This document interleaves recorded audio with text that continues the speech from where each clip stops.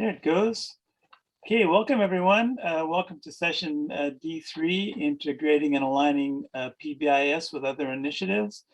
I'm Jeffrey Sprague from the University of Oregon. I'm one of the experts in the PBIS Center, along with my good colleague and friend, Brenda Shurman. And Brenda and I are specifically have a role in focusing on juvenile justice and alternative education. Really pleased and proud to introduce and work with my friends and colleagues from San Luis Obispo County, DJ Pittenger, who's an advisor. Is that right, DJ? That's good. And Lindsay Tompkins is the Behavioral Intervention Services manager from the County Office of Ed, and they provide obviously the educational services for the facility that we're going to hear about. And then Marguerite Harris is the Chief Deputy Probation Officer.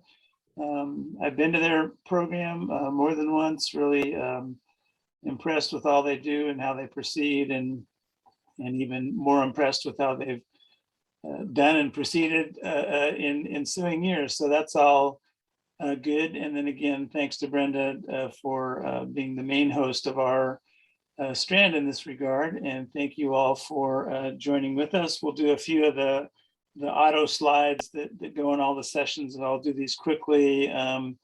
Just a reminder to be a nice person online, unlike other online forums, I guess, and so keep that in mind. Make sure that you are able to find your sessions. Hopefully, if you're here, you're in the right place.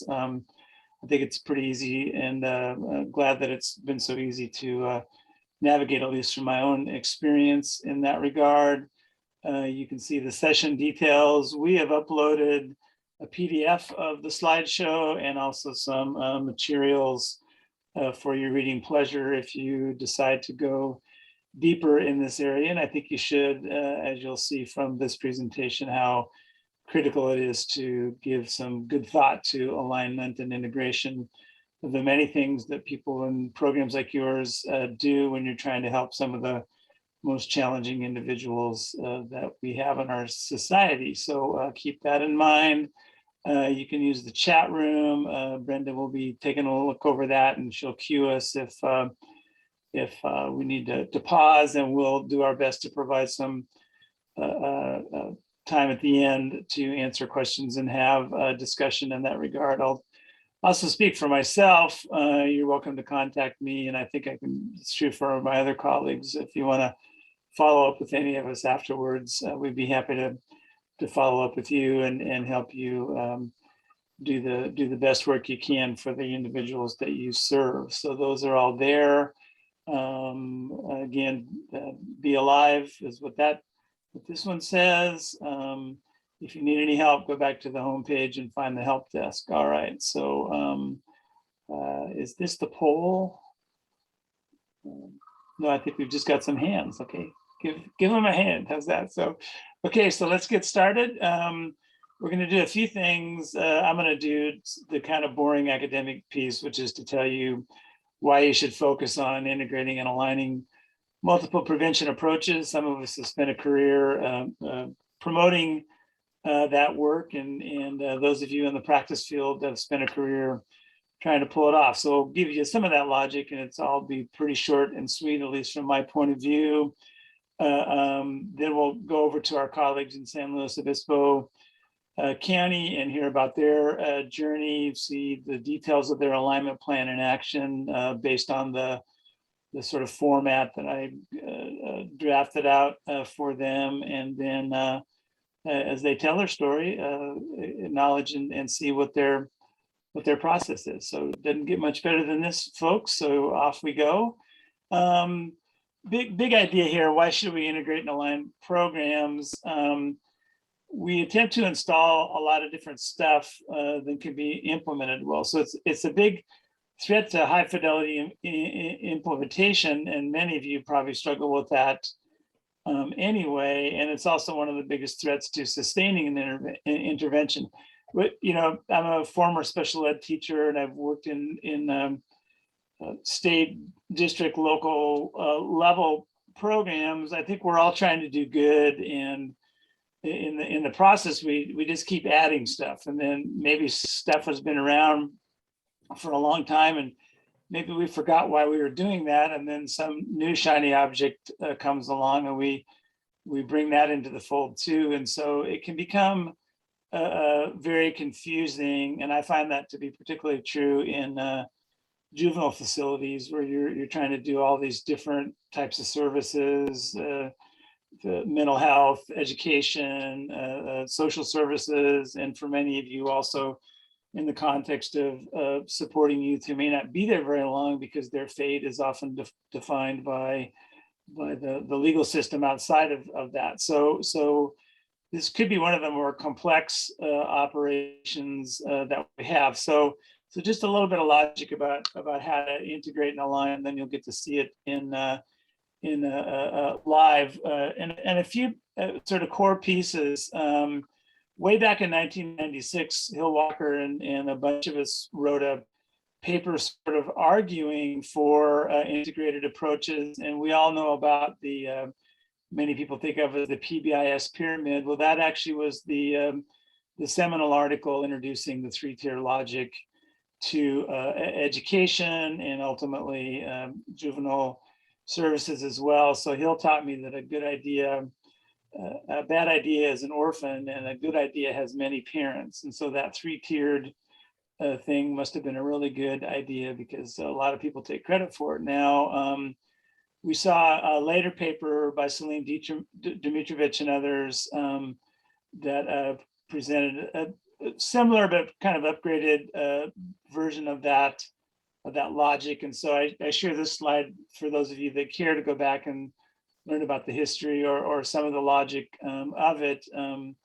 Those are two, I think, really important papers. And then if you go also on pbis.org, we have an alignment document there there's an edit of that basically in your handouts in this session. So it's complicated. The youth that you're serving have academic and behavioral challenges, and they bring a lot of diversity or heterogeneity to the group. One of the things we know in the rubric of what we call for whom the bell curve tolls, the farther you are out on away from the normal or the middle of the bell curve, the more heterogeneous you are relative to the person next to you. So individualization becomes very important, and that's a real challenge when we're trying to also deliver a consistent dose of a program like an SEL approach or a cognitive behavioral therapy approach, something like that. So it can become very confusing very fast.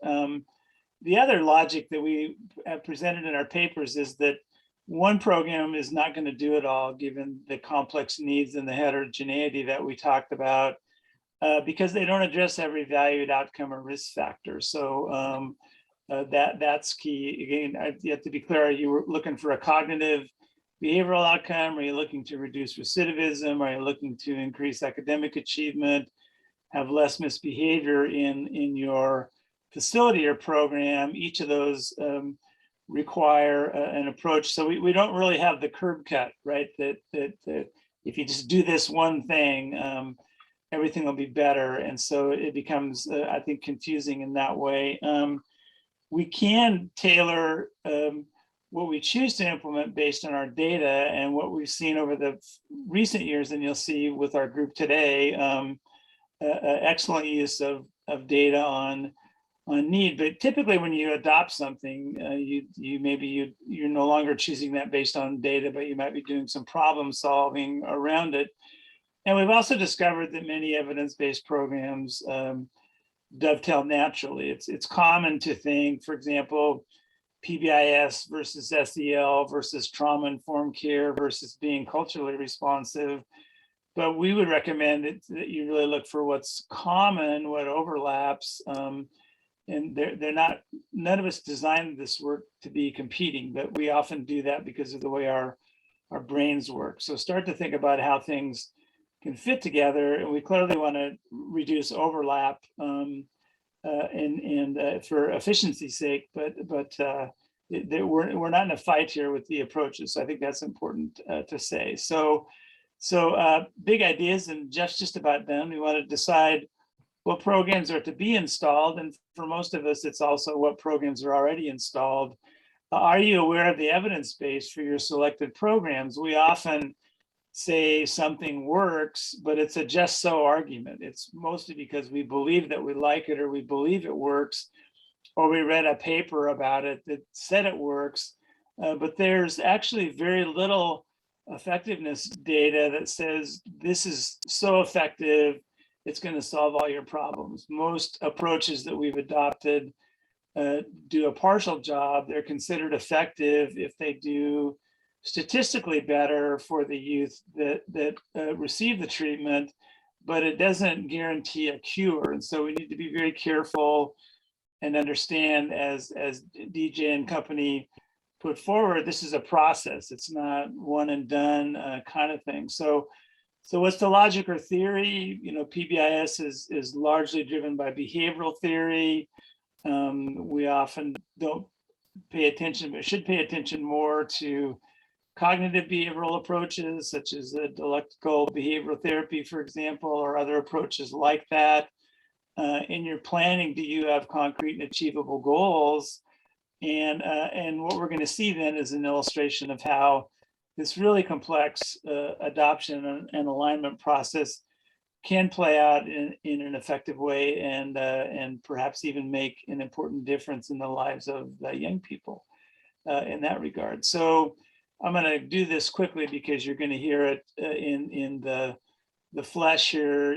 Step one recommended, just figure out what you're doing already. What's the outcome? Figure out what you're going to do, basically. So you'll see that in our presentation from our practice colleagues. We also recommend that you adopt a formal process for adding new programs. If it's champion driven, it may get adopted and take a lot of resources away from other things that may be duplicating or equally effective. So it's complex, to say the least, and I just want to acknowledge that type of thing. But what you'll see in our hour and change here is a nice. They've done a nice job with it. So there we go. So I'm going to close with a couple. Jeff Sprague can't get away with that, a little bit of humor, but it's also really critical. We call it the garage sale principle, and this actually comes from some work in cognitive behavior therapy, aka mindfulness. That the idea is that you begin with a clean garage. So take all your assumptions out about what works and what's needed in your program, pull them all out, put them in the driveway, look for common and unique features, decides what's really needed and feasible, and put it back in an integrated approach. Of course, you're never going to have a clean garage to do that, but that's the cognitive piece. I always think when I first learned about the garage sale principle, a good friend and colleague of mine named Corey Dunn, when I told him about it, I was pretty excited about the concept. And he said, "Hey, that was my job in college. I used to go out and clean out people's garages, and they got to decide what went in the garage sale and what went back in the garage." So that's my little story there, and we're going to pass it to DJ and the crew to give you the real story. And thanks for your time and attention. There you go, DJ. I gave it to you. Good afternoon, everyone. I just want to say it's just been so great to sit in on the sessions prior to this, and a lot of the things that you're going to hear us talk about are things that you have heard about being implemented across the country. I just really wish we were all together so we had an opportunity to network in between sessions and in the evening. We are from San Luis Obispo County, which is a rural county on the central coast of California. We have one juvenile facility that has a detention side and also a camp side. You'll hear a little bit more about that. In addition to that joint facility, the County Office of Education also implements PBIS in an intensive therapeutic learning classroom at Chris Jesperson site, which we call CJ. And we also have our Loma Vista community school campus where students come from our districts who have been probation referred either for behavior or attendance. You're going to hear a little bit about our journey, and then woven in that, you're going to hear the principles from the articles that Jeff talked about earlier, and they're also attached in the presentation there on Pathable. We began this journey in 2013. That's when I started at the County Office of Education as the Assistant Superintendent for Student Programs and Services. And what I found at that time was there was different leadership at our juvenile facility. There was really no integration between the education staff and the custody staff at that time. Leadership of both agencies were very disjointed, and little bit of communication, generally only if there were issues regarding the youth or staff within the facility.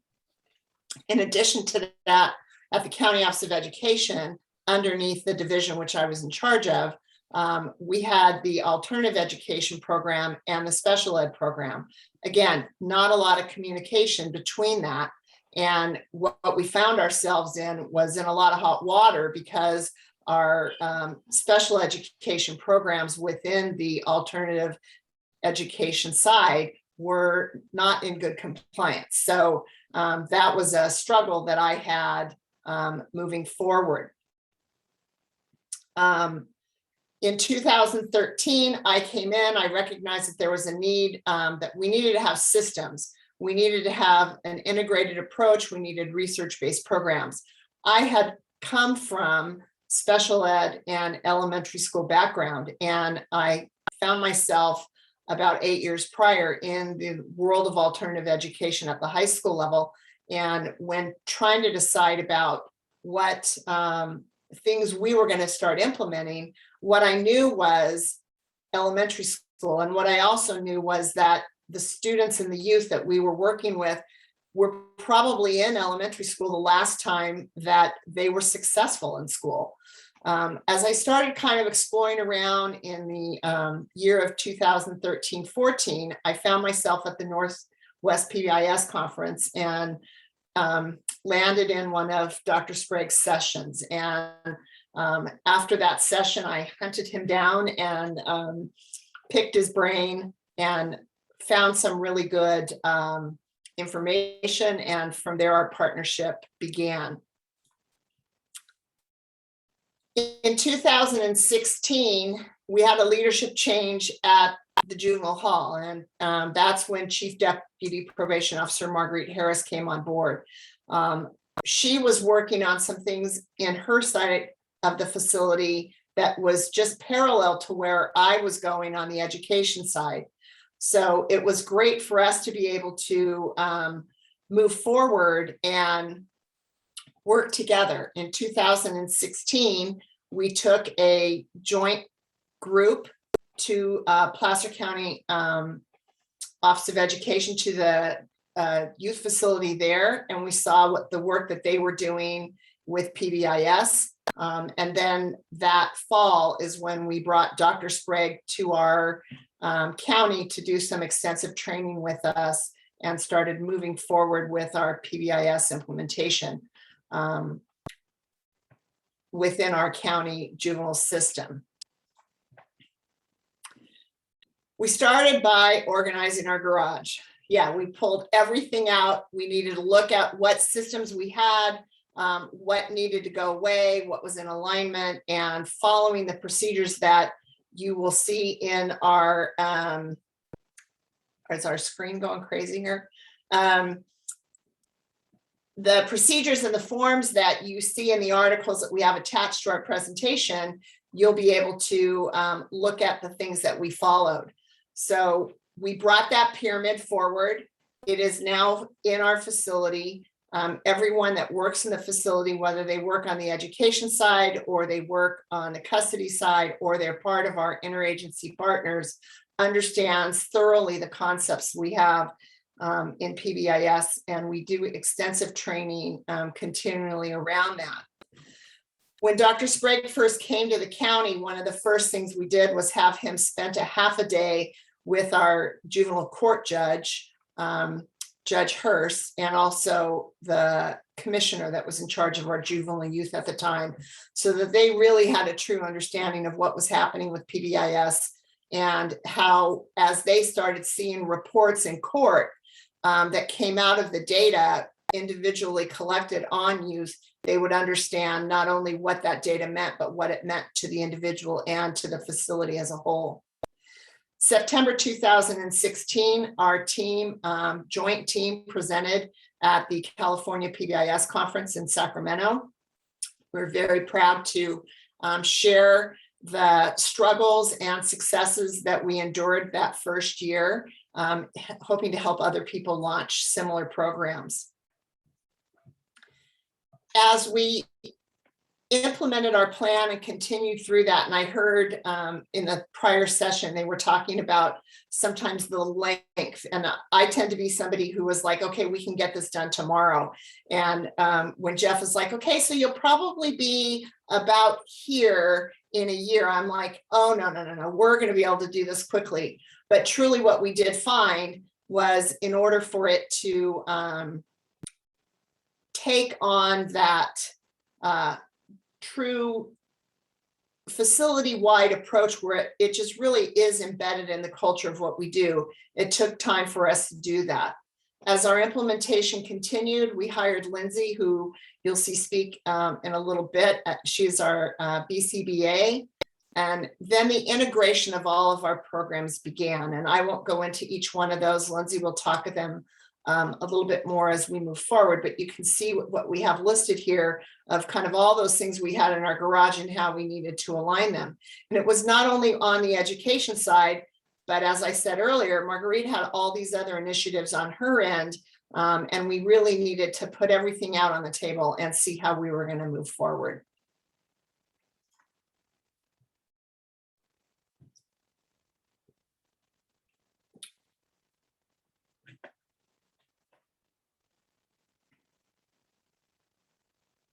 Good afternoon, everyone. As DJ said, I'm Marguerite Harris.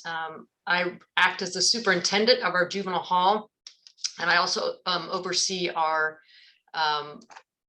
camp program that is also in our juvenile hall. So we're going to talk about kind of like why we are here. And when I got placed in this position, I was directly told by my chief I needed to do two things. The number one thing is I needed to change the culture. Second of all, I really needed to look at new laws that were coming in the state of California. One in which was huge was that we no longer could use room confinement.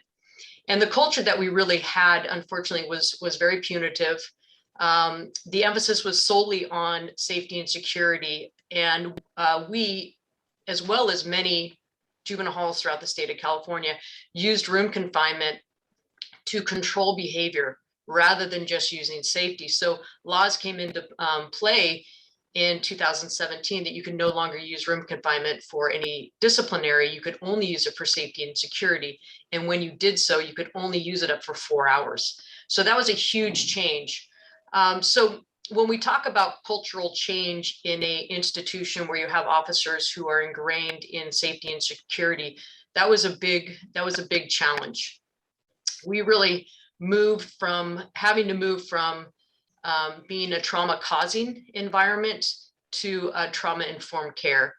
And we had an attitude of what was wrong with the youth rather than what happened to this youth. And so we really needed to change our perspective on how we were going to interact with kids.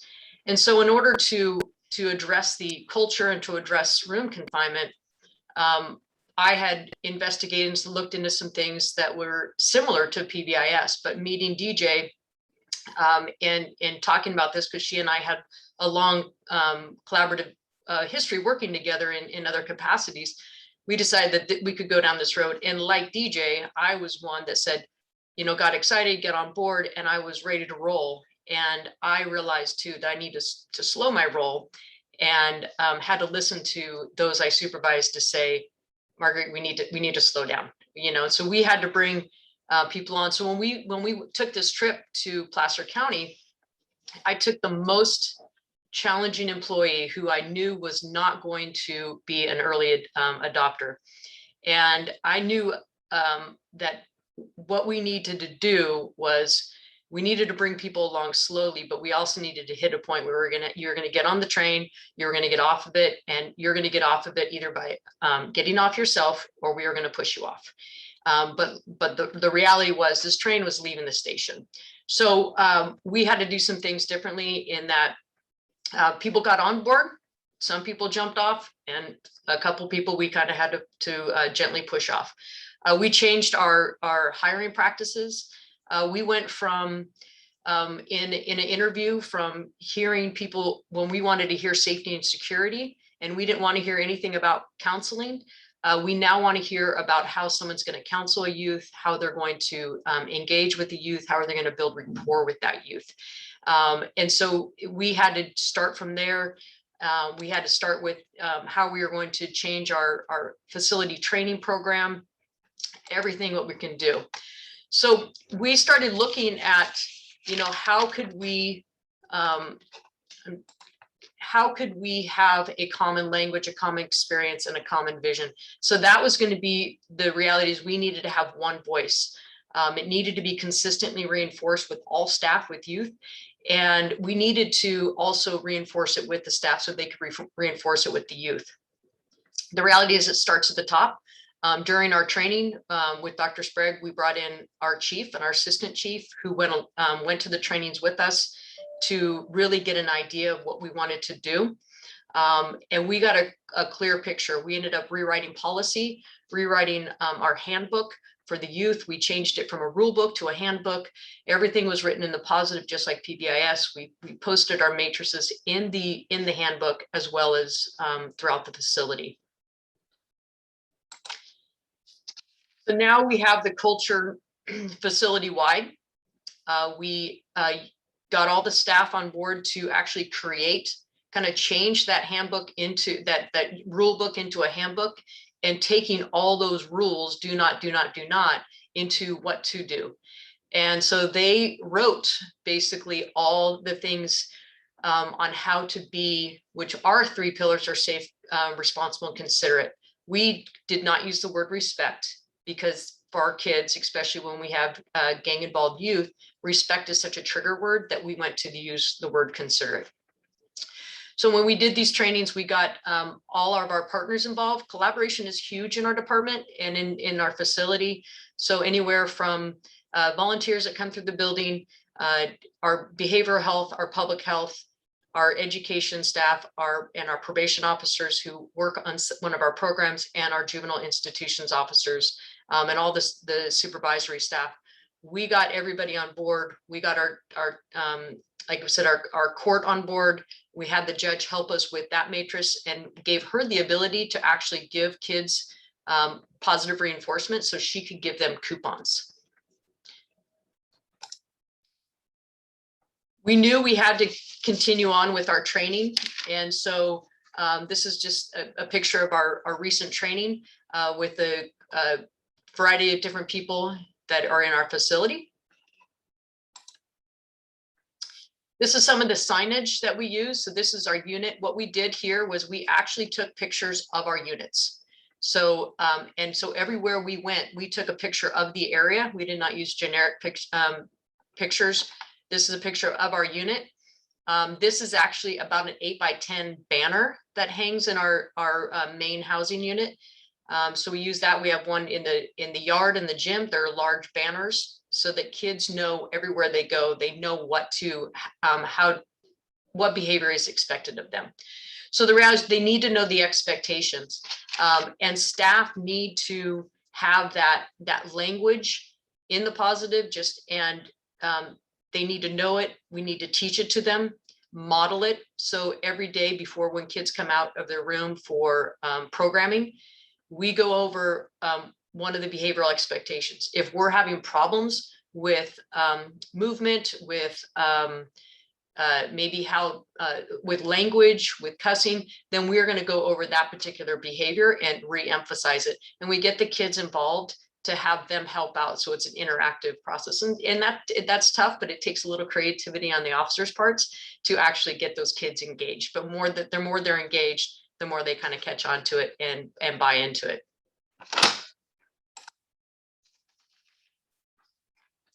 We know that when we have to teach them, we also have to reward them. And we take a lot of stats on a lot of things our kids do wrong, but we want to start taking really good stats on what they do well. So like in the previous, in another seminar, they talked about things that they do electronically. We are now using, and in the process of using PBIS rewards. So I can shout out to PBIS rewards. And we're using iPods throughout the facility for every officer and our medical staff, our behavioral health staff, school staff, and anybody who's involved with the facility. So we can use that to scan it, to give that immediate reinforcement. The challenges, and I'll be honest, the challenges we're having is Wi-Fi connectivity. So if you're in a building, you know, Juvenile Hall is typically pretty secure. So it's a lot of concrete and bricks. So we're working and partnering with the County Office of Education to increase that Wi-Fi so that we don't have to say to kids, hey, when we get back into the building from the gym, we're going to give you a coupon or a scan because you did this well. So officers can do it in the moment. And we have a way that we can reinforce behavior all for the entire group. So if everybody's doing well, an officer can say, you know what, you guys all came out of the classroom, came into the unit, super quiet, great job. Everybody gets a scan today. Additionally, what we're going to be doing with this is that because we have that token-based economy, we can actually create we have a whole store that kids can turn in their points, basically those scans for commissary. We know kids love food, and that's what they love to be reinforced with. We do limit it. I get harassed by my medical staff all the time about we allow them to eat too much, but kids love that. And so we actually can do all our inventory and our commissary store on an iPad. And so kids can order there. So it's making it more convenient for all of our staff as well. This is the matrix that the staff came up with for the staff. And so this does not hang up anywhere our kids can see it. This hangs up in our upstairs admin area and break room area so that staff can be reminded how they can be safe, responsible, and considerate. We chose to put safe first because safety is the primary goal of any kind of secure setting. So, and these are actually pictures of our staff and of our officers. We saw the need too that we needed to positively reinforce our officers. And so we created these shout outs for officers that they can give each other. And so a staff member can fill this out, and we ask them to be specific. And so that it's not just a real watered down affirmation, but they can be specific about what they did and what they saw and how they were either safe, responsible, or considerate. We use these for drawings. We can take them all, draw one, give them a gift card. What we've also done, which I don't have a sample here, which one of our lead officers came up with, is these giving kids an opportunity to reinforce staff. So the kids can now give shout outs to staff, because we know they can write grievances about staff all day long. But what we did was they created an opportunity for staff to youth to say to staff, hey, I really appreciate Officer so-and-so for this reason. And then they explain what they do. So both of these type shout outs, we post them up. We give them copies of them to our chief so that he can know that what's going on and what good things our officers are doing. Some of the key elements that are in that for a secure setting is that we have to use data, and that's definitely an area of growth. And when that data is going to collect, to reinforce what we're doing. And the reality is that just like any PBIS, it starts with adults. PBIS, we have to start changing the attitudes and the mindsets of our officers. It starts with those attitudes. We really had to go again from that trauma causing to that trauma informed care. We had to look at kids rather than convicts. We had to look at, what happened to these youth, what got them here. We need to be patient, which is something I really was struggling with. We've got to teach it. We've got a reinforcement. The reality is we have turnover, not turnover because, staff is unhappy, but because a lot of our staff go on to be probation officers. So we make it a priority by putting it into our facility training program. We put it into our yearly evaluations of staff. We've put it into our department strategic plan. We have informed other people of what we're doing. Our board of supervisors knows about PBIS. Our grand jury knows about PBIS. Our Juvenile Justice Commission knows about PBIS. Throughout the state, we've had people come and visit to see what we're doing. We even had the jail come over and say, we need to do some things differently with our mental health population. What are you guys doing here? So we're not doing it perfectly, but we are definitely open to moving forward and continuing that fidelity and continuing to make it better. And we have to look at, when we look at the risk of doing this is talking with kids every day is a high frequency, low risk type event, but you're building rapport and you're avoiding all those other things. Our uses of force since 2016 have gone down 50%.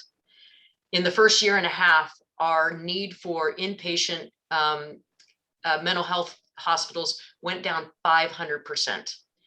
And so we're seeing this kind of data that we can collect and feel good about what we're doing because it's building rapport with kids. It's creating better outcomes with them. It's making them a little bit better when they leave than when they walk through the door.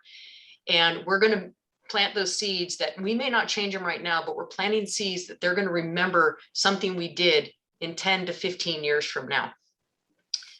So to kind of end too, the reality is safety and security is always at the forefront, always. So when we have a situation where it's one of those high risk and high liability, we're not going to start PBIS in these kids. We're going to deal with it. And that's the reality, but you have to, but those are so few that we have to do the day-to-day. We have to engage the kids and we have to change the attitude and the behavior of staff in order to do so. So I appreciate your time. I'm going to hand it over to Lindsay. I'll take it, Marguerite. Thanks. Okay. Moving back into the article that we have posted there that Dr. Sprague and his colleagues put together, want to talk just a little bit about how we formalized our process in order to integrate all of the things that we do. We know that there are state, local, and site initiatives on the school side as well as the custody side. And what is it that we did to kind of clean out our garage and make things so that they all fit neatly together? We have a team-based approach. We have coordination between the teams. We make sure that we evaluate what the fidelity is for each one of those programs and how we're going to move forward with that. No program can be implemented in a silo. We need to look at what works together and how they work together. If you keep them in silos, you're just going to deplete your resources. And we know that we're all so busy. So we look for conflict in goals and activities. We look at ways that we can do training together. And I think the other thing, we've heard about this in previous sessions, is the buy-in from staff.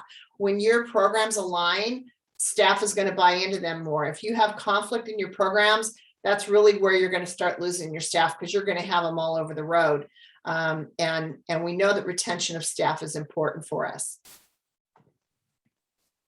So I'm going to go over, as DJ kind of presents this framework and this alignment document and tools, I'm going to go over our journey and what that looks like within the facility with both probation and education, combining our forces to do great stuff for youth.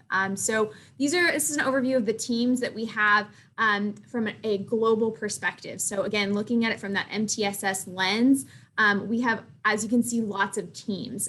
So what we're trying to do and what we're continually working towards is streamlining that. So our MTSS team is really integrating in with our PBIS team within the facility. So we're going to talk a little bit more about the actual PBIS leadership team and how they're looking at aligning our initiatives within the facility. But those were all of the teams that we have as far as our county office, as well as the probation department. So the first step is to coordinate those teams and make sure that on that executive team, that the people that you have on there have authority over the budget, policy, professional development, and the data management processes. We've heard in this session earlier and in other sessions about the importance of having all those things move forward. And Marguerite talked about being able to change the policy within her department. If she wasn't sitting on that leadership team, it would be a lot more arduous for that to happen. So at Juvenile Hall, these are our members that are on our PBIS leadership team. So we do have an implementation team that includes all stakeholders and all different points of views within the facility. So Marguerite already shared that, we have nursing and mental health. Those are all on our implementation team. This is our leadership team, which really looks at not only our PBIS implementation, but like Jeff mentioned earlier, that we are looking at social emotional learning, restorative justice, restorative practices, all embedded within our PBIS. So really, this is also looking at academic supports and things that we can do to support youth within the classroom as well as within the facility. So again, you can see we have both a mix of our probation staff as well as our educational staff all combining together within this leadership team. And DJ kind of touched on this, but again, we have the budgetary power, so we are able to look at funding and how we can weave that funding together to support our PBIS implementation, both from the probation side and the educational side. Again, policy, Marguerite has spoken to that earlier, and so did DJ. Professional development, we're looking at, how can we work our schedules around to support the professional development within the facility. You saw a picture of our staff earlier that just got trained in August. We ended up doing 2 different sessions to accommodate the fact that we have safety and security is utmost of importance. So we don't want to pull all of our staff from the facility. So we did that in 2 different sessions to ensure that not only did all of our staff and facility agency partners get trained, but that we also were able to maintain the consistency for the youth and the safety for the youth within the facility. And then we also see the data management piece, like Marguerite shared. We're still working on that piece as far as how do we move that forward into kind of beyond tier 1, but we do have a lot of data. It's just organizing it into the systems as we move forward. We meet every other month as a leadership team to see, what do we need to do, what supports are needed in place, and again, continuing to align future initiatives. So as we move along on step 2, what you want to do is define the valued outcomes to be achieved by all of the programs that you're looking at. What are those goals? How do the initiatives line up? How do they conflict with each other? And then looking at the outcomes. Is there a way to measure outcomes for different programs so that as you're looking at Fidelity and using that data, can you combine some of your work? So within the facility, both educationally and through the probation department, these are our valued outcomes. So again, we're looking at just really looking at citizenship, looking at trying to reduce our recidivism, trying to have youth not come back into the facility. And again, another piece is really important to us is having those relationships with staff and youth. So you heard Marguerite speak to that a little bit earlier. And we're going to talk about some of the initiatives that we're putting in place to meet these values. Part of the alignment framework is to make sure that you're operationally defining each of these. So we do have these defined of what is that value, what does that look like in reference to youth behavior. So we do have those more defined on our website and through our PBIS documents. So as you're pulling out all of your different programs, you want to look at grants, initiatives, practices, things that are required by each of the departments that are engaged, whether it's custody staff, education staff, medical staff, mental health staff. Put all of that on the table. What's the research behind it? Make sure you're finding out who's in charge of each one of those and what those outcomes, expected outcomes are for each program. So here are some of our initiatives and programs that we run within the facility. Again, this is looking at facility-wide implementation. So some of these are implemented just in the classroom, some are implemented just on the unit, and then others are facility-wide. So again, I'm not going to go through each of those for the sake of time. If you have questions about any of those, I'm happy to answer those. We are going to talk a little bit more about our journey looking at a new initiative, which was the Dialectical Behavior Therapy Steps A, or DBT Steps A curriculum at the end of the presentation. So we'll dive a little bit deeper on how do we adopt that and the process for that for the step 2 of the framework. But, you know, again, each of these are tied into those values that we talked about at the previous slide. So you can make connections between the fact that we want to use the Establish, Maintain, and Restore Relationships framework from Dr. Clayton Cook. We want to do that because we want to have those stronger relationships between youth and staff. So we can tie each of these back to those values, and that's really the driving force between the integration of these practices.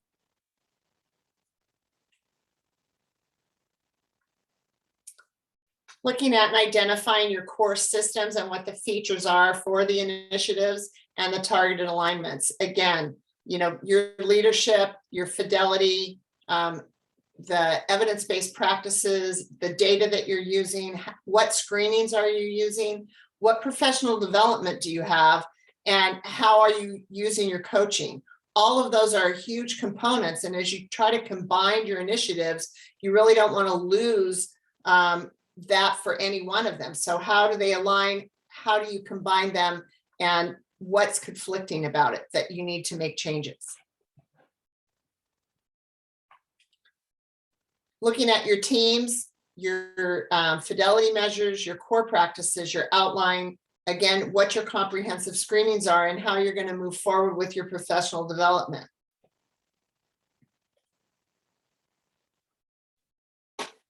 You can analyze and make decisions for that alignment. We talked about commonalities and differences, identifying where is the duplicity in that, what's acceptable, what can be changed, what can't be changed. Again, we talked about the conversation. This is done by a team. This is not done in isolation. And the conversation by that team is really where your value lies.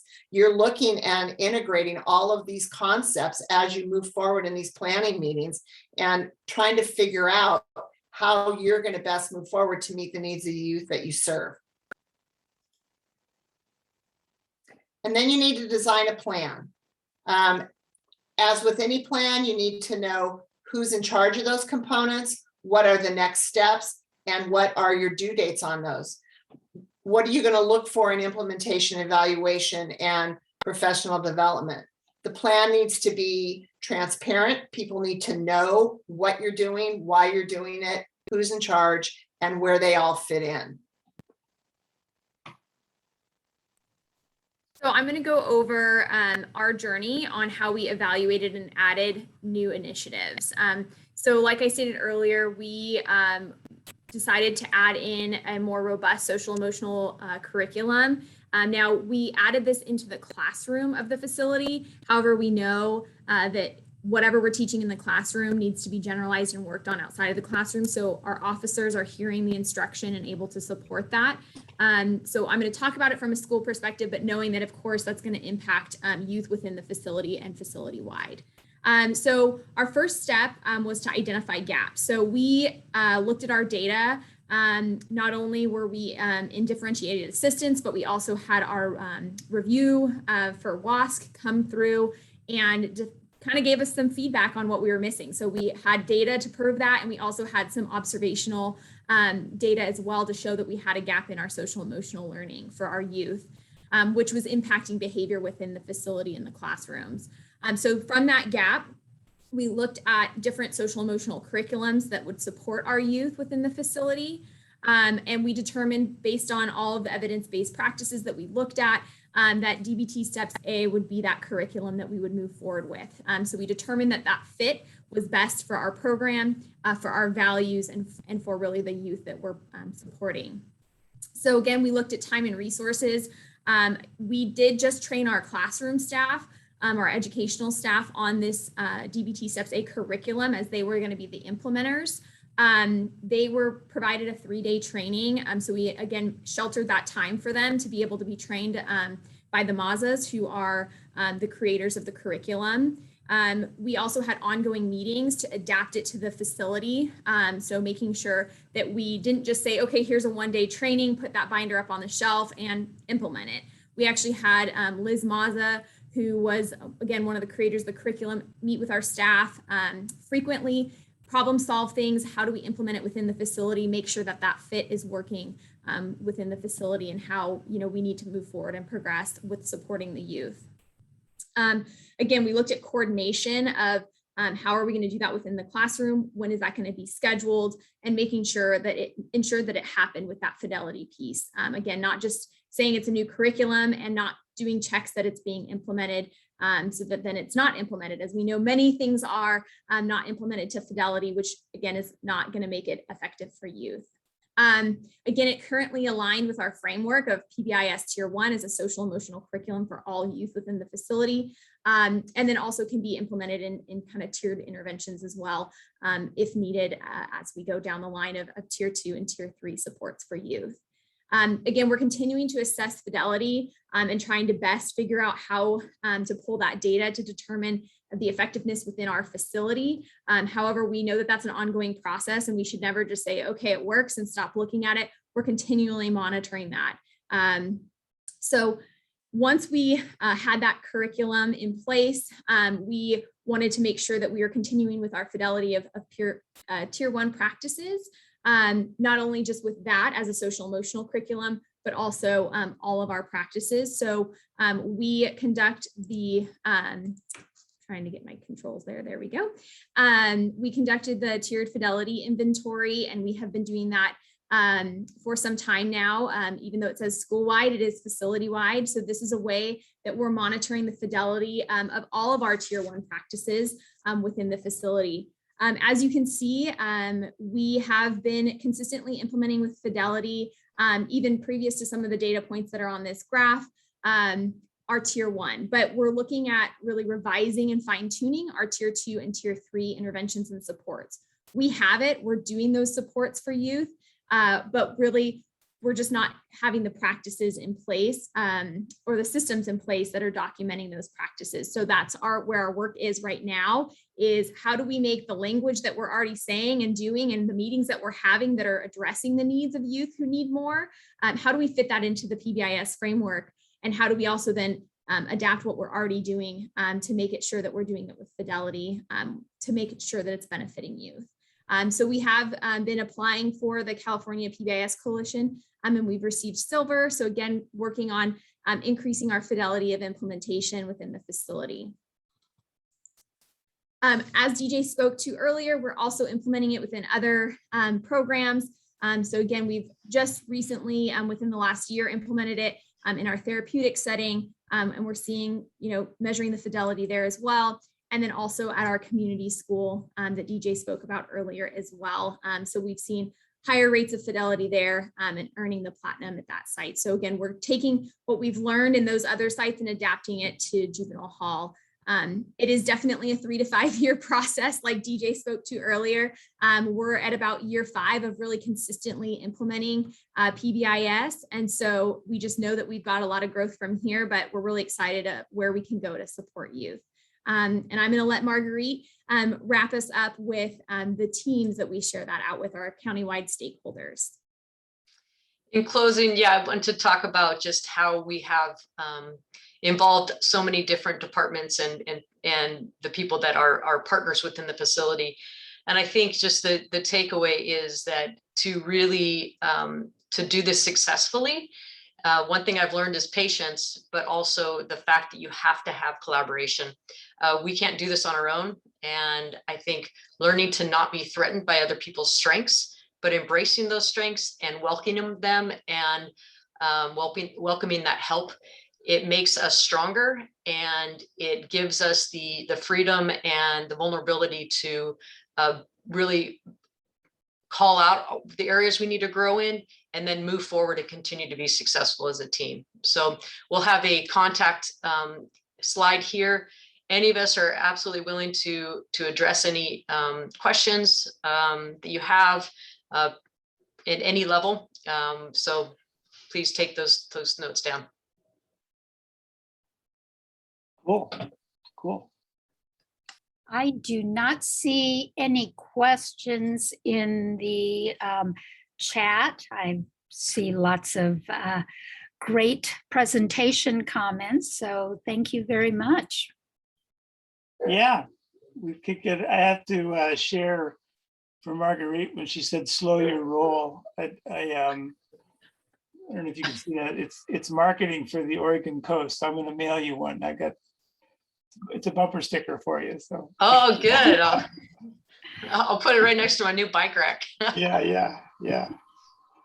We'll have to talk bike racks too. So yeah, you're not seeing any more, and I guess people aren't able to come in with their voice, right, Brenda? That's correct. Yeah, I saw one. Yep, just one But- chat piece. So we were either really good or really boring. I'm going to go for really good. I would go with that too. And I wanted to say, you guys touched on something that is so important and that sometimes we don't have time to get to in training or whatever. And that is the more points along the juvenile justice continuum that you can address with PBIS, the greater the benefit for youth and staff, really.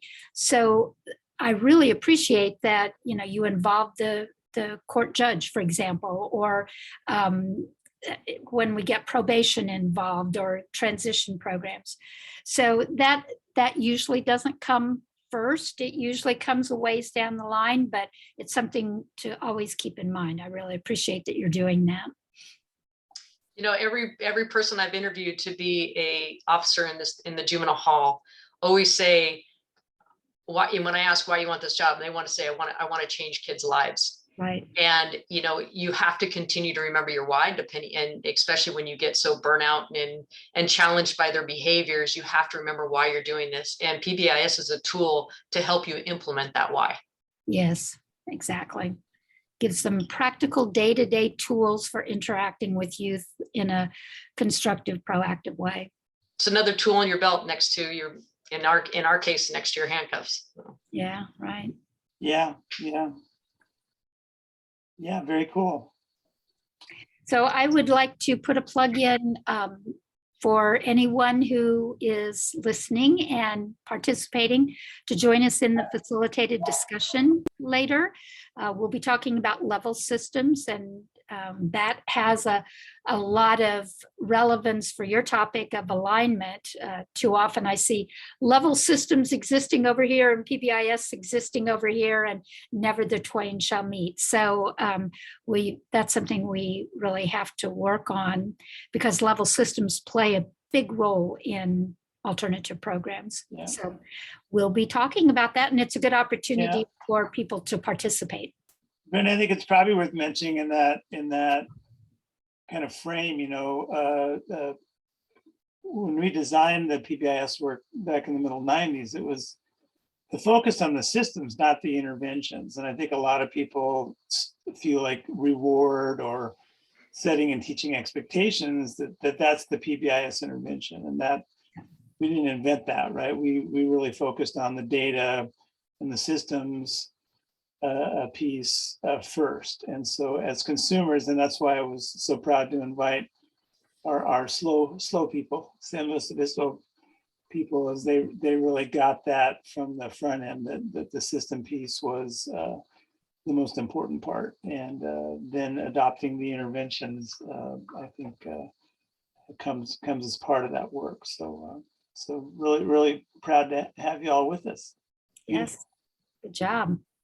And Yes, Jeff, to thank you that for point, having I know Marguerite always shares a story. Maybe I'll let her talk about how the chief will ask her about, where will PBIS be when she leaves. So I don't know, Marguerite, if you want to share that, because I think it's. Yeah, actually it was, we had the grand jury come through, and typically, grand jury, if anybody works in a facility, that's a tough crowd. But they were very impressed with PBIS. And so we were sitting there at the table, and one gentleman turned to me and he said, "So what's going to happen when you leave?" And he said, "Is PBIS going to go with you?" And I said, "No, it's ingrained in our culture and in this facility, that I can walk away today and it'll still be here. And I'm confident that, if I come back after, it'll still be here." And I think we can say that for all. I mean, I've recently retired within the last year and a half, and the school side of it is just as strong as ever.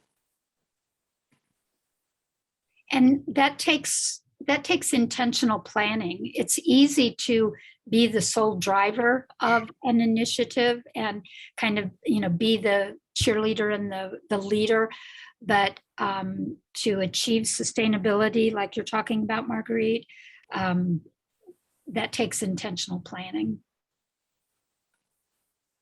Yeah, I think the important is to use the word us, and in everything we do, it's a we thing. Yeah. So I like slow the roll. I have to adopt that. From SLO County. That's Yeah. right. That's right. Yeah. So, you chose the right place to live, I guess. Let's see. I don't see any. Let's see.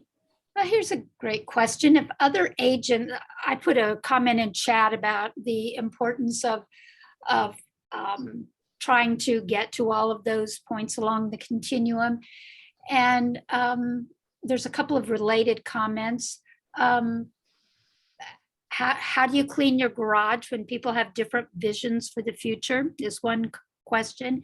And another question is, what if agencies don't have the same vision on PBIS? What is your advice? I think from my perspective, that's kind of what we struggled with at the beginning, where I, on the school end, was moving forward in a certain direction, and the person that had Marguerite's position at the Juvenile Hall, it was really that, well, this is the way we've always done it, works just fine. I think it's like anything when you deal with change, is really doing the work to show the people why that needs to happen, and helping them to realize that you're going to stay there along the way. It's a lot of communication. It's a lot of planning. I tend to feed people in that process. So, food is a great communicator. Whatever it takes, I think PBIS is not isolated in that. It's how do you change any culture, and what do you do, and bringing on board all the stakeholders. Like we talked about, weaving all the different interagencies, starting at the top. Bringing the juvenile judge in was a big move on our part. And it's not easy to get a half day of the audience of the juvenile judge and the juvenile commissioner, but we did it. We did what it took. And I think when you show them the importance of the work and you can show the data, then you can help, change those minds and bring those people on board. We just had a question from the Juvenile Justice Commission. I currently sit on as a commissioner, and we had a new commissioner who came on and wanted to know, what is this PBIS thing I'm hearing about? So we brought Lindsay in. She did a great 90-minute presentation, and every single one of those commissioners is on board with it now. So it's continual. It takes a lot of work. You saw the picture of the professional development training that we did. That's been 5 years into it, and we just did a complete reboot. We took 2 days where we split the staff in half, and every single person who enters that facility was a part of a training. And it took the people at the top to make that happen. When Jeff first came on, we brought everyone together, all together for one meeting. How did that happen? We had the person who's in charge of probation out in the community, brought those probation officers into the juvenile hall for 3 hours and took over the facility to make sure it was safe and secure while everybody walked out the door and sat and listened to the presentation. So it can be done. It can be done, and it definitely has to start at the top. My chief, I think, was waiting for my predecessor to move on and retire. And then really that's when he tasked me. So I was empowered because I knew I was going to get backed up. And I was fortunate because we were in a position where we had a lot of turnover. And so I got a lot of new staff. And like I said, you give them time, you give them training, you tell about the why we're doing this. You train to the why, and get them on board, give them a task. And then at some point in time, you get on, you board the train and you leave the station, and they're on it or they're not. And some made a decision to leave on their own and walk down the street to the county jail and work there, which they're probably a better fit. And a lot of them got on board.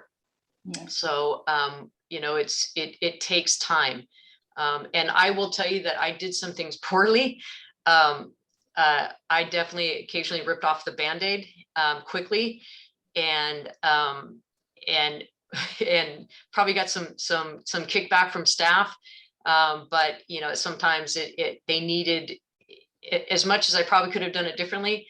The way I did it, it showed the emphasis of the importance and the value, and I basically said, what you're doing right now is in a year, it's going to be illegal. So, knock it off. Let's do it differently. So, and I really just kind of was very point blank with some officers who I really felt their intentions were not right with kids. And I continued, within policy, making sure that they were doing what they needed to do. And I held them to the fire. And those are the people that pretty much moved on. I have a couple observations too within that. Marguerite mentioned, legal change. We've seen almost continuous, reform or change in the juvenile system across the country.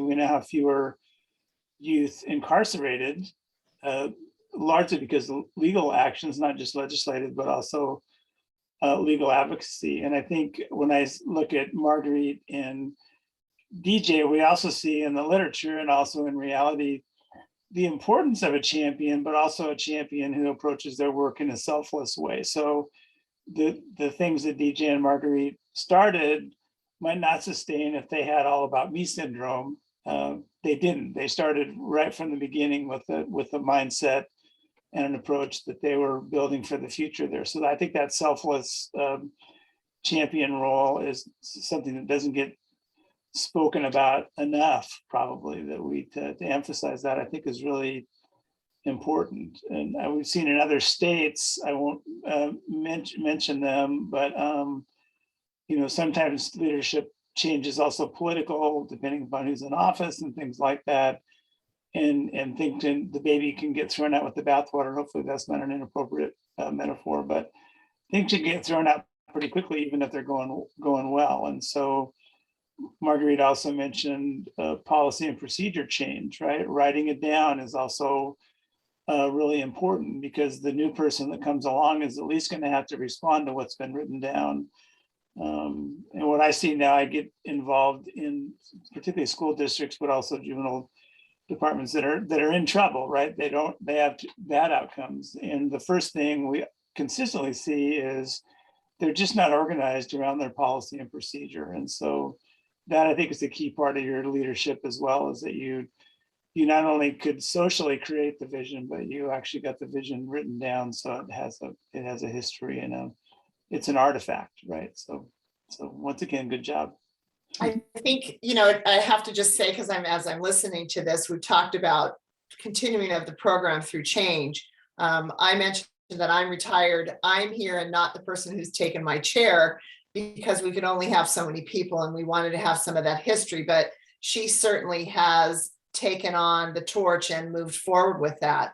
Marguerite has a new chief from when we first started this, and certainly very well qualified. But one of the reasons why he got the job as the chief is because he buys into this whole concept and he understands the importance of it for the youth that we see. We've had a change in the juvenile judge. Our juvenile judge rolled out several years ago, and that judge continued it on. We're happy to welcome Judge Hurst back this last month and she was happy to know that we had continued the program and to see how far we'd come. So yeah, it is definitely in the walls and in the air of what we breathe. I think to bring that common vision, it's helpful to have that why, like Marguerite said, and show the data of effectiveness. And I know there's not, a whole bunch out there on facility implementation or facility wide, but it's emerging and it's more and more coming out, and we're hearing the stories today. I so enjoyed going to all of the presentations in this strand to just hear the voices of people that are doing the work that we're doing as well, and to learn from those voices. And I think giving the data behind it as well, that showing, what PBIS is, and giving, again, that framework, it's a systems practice. And yes, there are, practices within that system, but really we need to look at our systems and how are we going to support youth consistently, which again ties into all the things that you're talking about, making sure it's written down, making sure it's part of our culture. But I think giving that why and showing the data behind it is really an effective way to kind of come to that common vision and understanding of what is PBIS versus it just being these rewards that kids get or coupons that kids get, that it's really more than that. And that there's, again, behavioral principles that are supporting the practices that we have within those systems. Human nature we don't like change. And so when we are trying to implement such a big change, you have to have a listening ear, to engage those people that are the, late adopters or the non-adopters, and listen to what their concerns are, and then really figure out how to break down those barriers if there are barriers to break down, and then get them on board, get those people on board, get them on your team, and help them be engaged and involved with the process. Because if they can identify some of the problems, maybe they can, identify some of those solutions too. So, like I said, it is ripping the Band-Aid off at some point in time, but before that, you really need to give people the opportunity and the time to just naturally adapt to change, because by nature, none of us really embrace it very willingly. Yeah. So we have just a few more minutes by my clock. I would remind everyone to complete the evaluation for the session. And if you don't know how to get to the evaluation, there's a link in the files section of Pathable, and you will get emails and reminders and multiple prompts from the forum. So we like prompts. Yeah, I can actually put it up, Brenda. I took the slideshow down, but we can close with that Sounds good. picture. Yep, you can just use your. And yeah, just a reminder too, if we haven't bored you to death and you want to make contact with any of the presenters, our information's in there. We've got stuff loaded up for you to share, and we wish you all the best. And thanks to the SLO team and Brenda, and we'll continue. Thank you. Good job, everybody.